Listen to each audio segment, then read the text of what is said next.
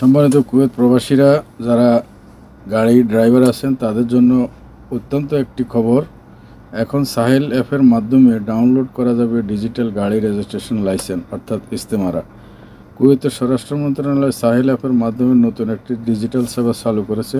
এর ফলে এখন থেকে গাড়ি চালকরা সরাসরি তাদের মোবাইল ফোনে গাড়ির রেজিস্ট্রেশন লাইসেন্সের একটি ডিজিটাল কপি ডাউনলোড করে নিতে পারবেন। মন্ত্রণালয় আরও জানিয়েছে, এই সেবার মাধ্যমে ব্যবহারকারীরা তাদের ইলেকট্রনিক গাড়ির লাইসেন্সটি মোবাইলে সংরক্ষণ করতে পারবেন, যাতে প্রয়োজন অনুযায়ী যে কোনো সময় সহজে তা প্রদর্শন করা যায়।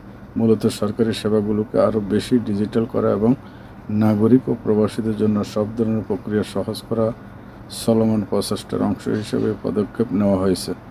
সম্মানিত কুয়েত প্রবাসীরা, আপনারা অবশ্যই কুয়েতের আইন কানুন মেনে চলবেন এবং কুয়েতের আইনকে সম্মান করবেন। আল্লাহ হাফেজ।